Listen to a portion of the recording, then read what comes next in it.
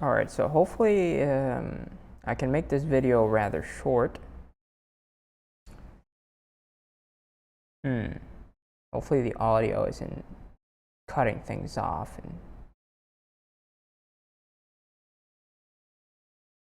it's not like cutting it too bad.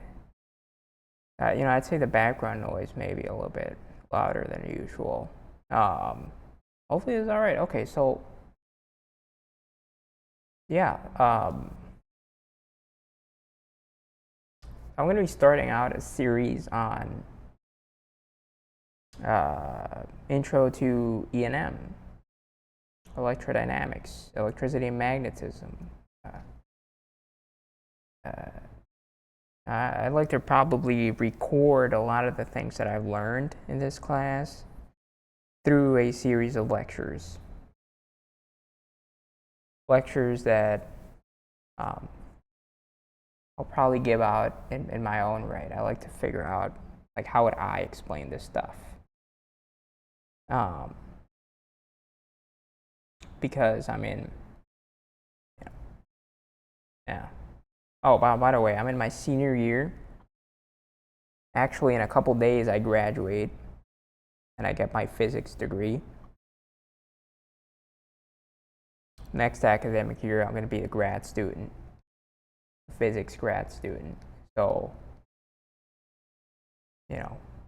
during the course of this entire year, though,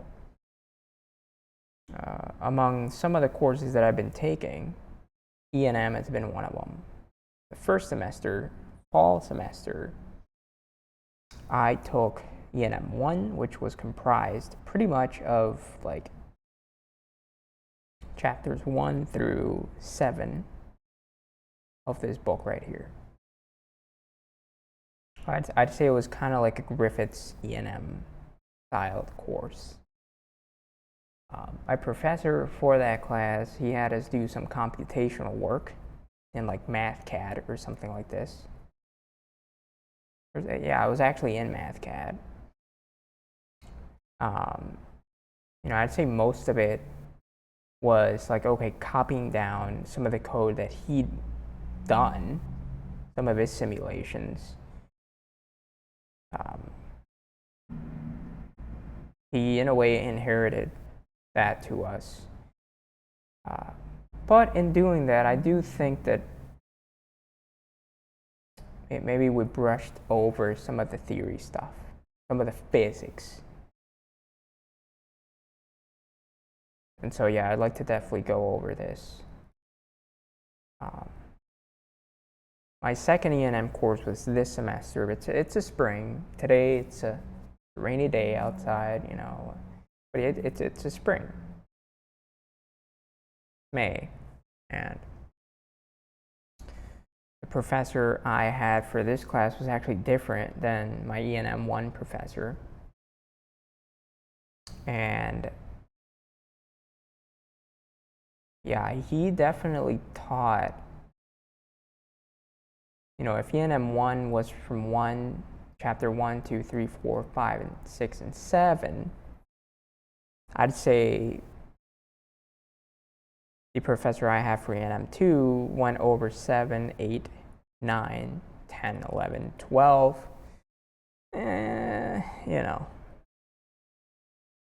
These semesters go by pretty fast, and I do think that there has to be some kind of structure to how these lectures are delivered.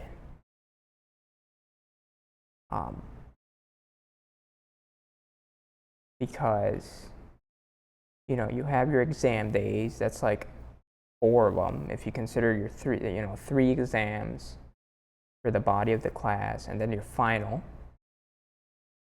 plus a couple quizzes, plus some presentations from the students, plus any computational work that you might want to do.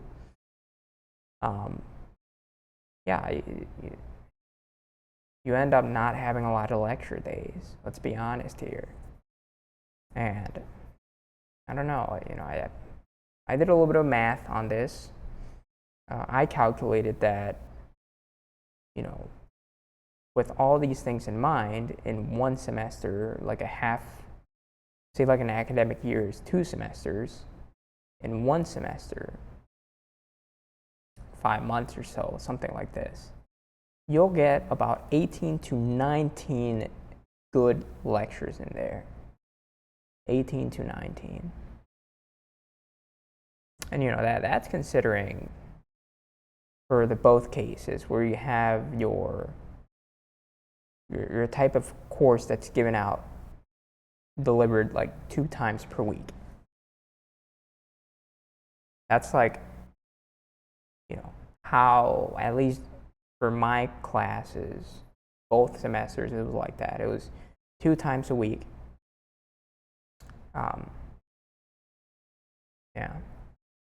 Yeah, I mean, you do get a lot of meeting days, right? But they're not all lectures. That, and if you take account for all these things, even some potential holidays and this type of stuff, you end up with about 18 to 19 good lectures. I say 19. I'm kind of, that's just like a tolerance point. Setting the tolerance to like 1 extra day. In the case where your class meets 3 times a week, then that gives you some leeway into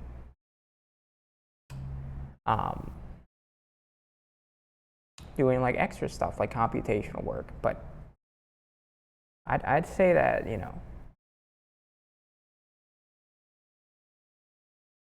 I think it's more important to, if you're doing physics, to get the theory right, to get the problems to work on this kind of book stuff.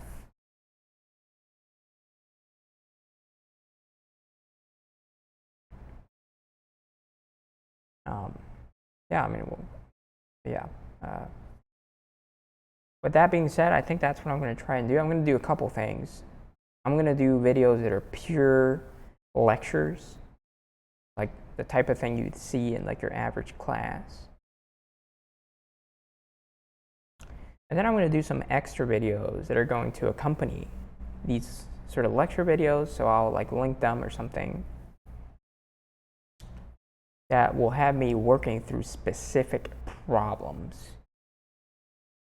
Because I do think like besides the theory aspect that you get in these lectures and sort of, being shown the monoliths of this kind of theory and how it works and all this, the reasoning, the logic, all this type of stuff.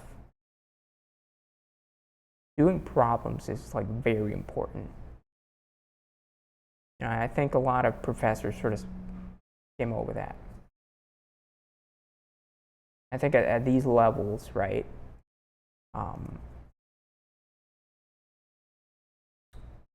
specifically like earlier on in these chapters, you can find problems worked out on the internet, right? Worst case scenario, you're over here using like AI or something. But, I think that human doing like that human kind of thing where you see someone working through a problem, explaining their reasoning, I think that's very important. I think that's something that's probably,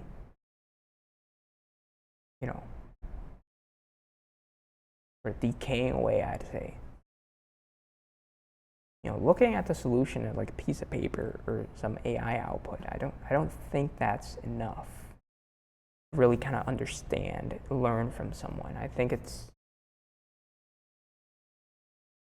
seeing them actually work through a problem. I hope to do that. But if I do that in the lectures, that'll make the lectures more than 50 minutes. And 50 minutes is typically what you get. That's it. So those extra kind of videos doing problems, those are going to be like the supplements, so to speak.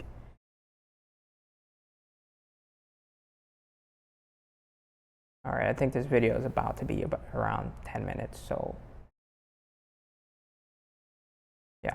I'd say I probably, by the way, 18 to 19 lectures per semester, meaning that your first semester is 18 or 19 lectures all the way up to chapter 7, and then 18 to 19 lectures from chapter 8 to 12. I'm not going to be the one to go and review electrodynamics, sort of this chapter here in the second semester. It makes sense, kind of like a, yeah. Who knows, maybe I'll let this video go to 15 minutes. But yeah, what happens typically is that in your E&M 1 class, you go through these kind of chapters. And by the time you get to electrodynamics, this chapter here, which is like the title of the book, right? Because most of this stuff is regarding electrostatics, magnetostatics. So how do you compute these fields when nothing is moving, okay? And then you get to the point when you have, okay, moving things, okay? The electromotive force, induction, an overview of Maxwell's equation. This stuff, by the end of E&M 1, people are tired. People are tired. They don't want to do anymore, the soul, the body. I mean, it's straight up. People don't even want to come to class. You're at that point of the semester, you're just out of the game, because these chapters have basically taken your brain for a long walk, I'd say. So yeah, I guess it does make sense to recover this type of thing realistically.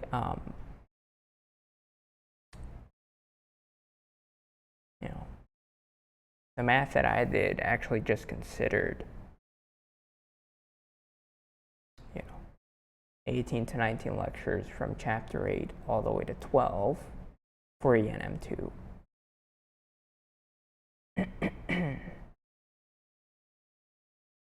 Yeah, well.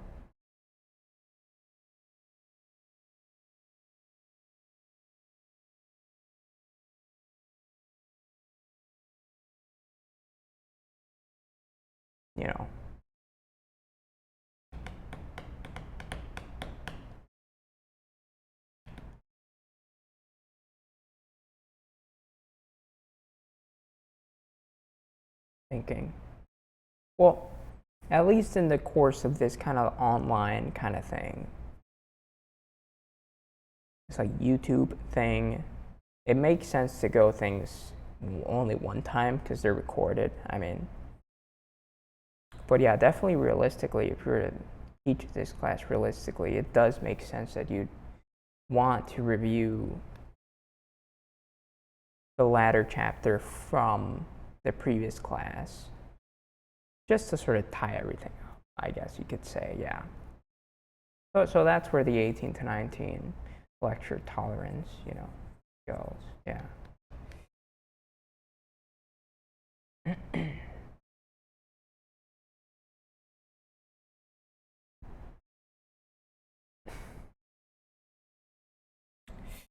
Yeah, I'm going to be completely honest. I didn't do too well in these classes. I don't know if I already said, yeah, I didn't do too well in these classes, and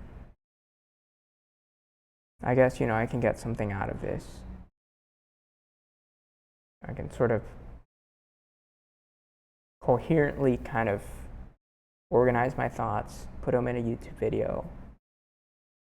Hopefully people get something out of this, but, let's see what happens. Anyhow, yeah. But it's going to be about 15 minutes. I think I'll cut it around here. Stay tuned.